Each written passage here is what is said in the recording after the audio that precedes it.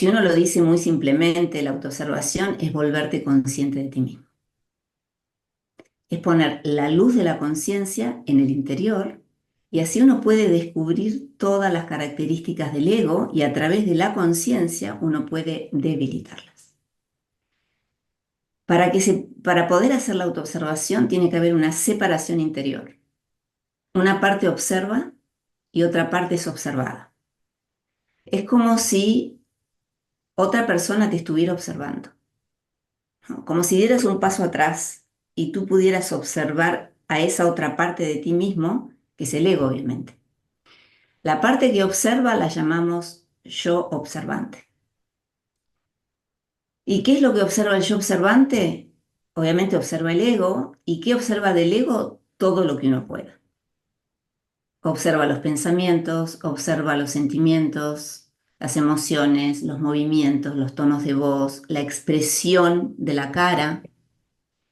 Y obviamente, si uno va inclusive más profundo, uno puede observar las intenciones. Las intenciones son muy poderosas. Y las acciones están basadas en las intenciones. Las intenciones vienen primero. Entonces, una autoobservación profunda te permite conectar también con las intenciones. ¿Por qué hacemos autoobservación? Porque la mayoría de las personas están en estado de sueño, lo que Bourdieu llamaba sueño, ¿no? Y estar en estado de sueño significa que uno se considera una persona consciente, que uno se considera una persona despierta, que siempre sabe lo que piensa, que siempre sabe lo que siente, que siempre sabe lo que hace.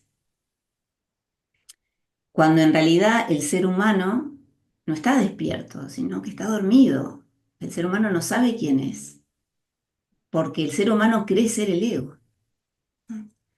Entonces, a través de la autoobservación, uno se despierta a lo que es la falsa identidad, ¿no? Que sería el ego. Entonces uno empieza a darse cuenta que los pensamientos te suceden, que los sentimientos te suceden, ¿no? Empiezas a dar cuenta que todo te sucede, que no eres consciente, que no tienes control.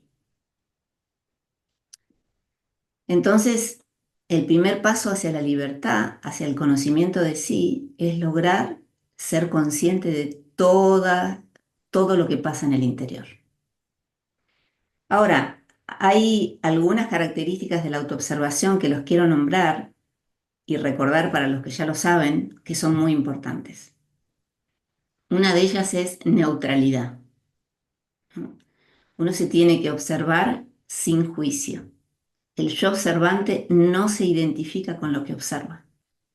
Esto quiere decir, si uno observa características del ego que a uno no le gustan, uno no se enjuicia, uno no se critica, ni siquiera uno cambia nada, ¿no? La autoobservación es solo observar. Ese sería el primer punto, porque si uno empieza a enjuiciarse, uno ya estaría identificado nuevamente con el ego y ya uno perdería conciencia. ¿No? El siguiente punto es que observarte a ti mismo no significa pensar, que esto muchas veces se confunde, porque uno recuerda o piensa un pensamiento que acaba de suceder y uno cree que eso es observarse, pero eso es del pasado. La autoobservación solo puede suceder con esta respiración. En el presente, en el ahora, solo en este momento uno puede observarse.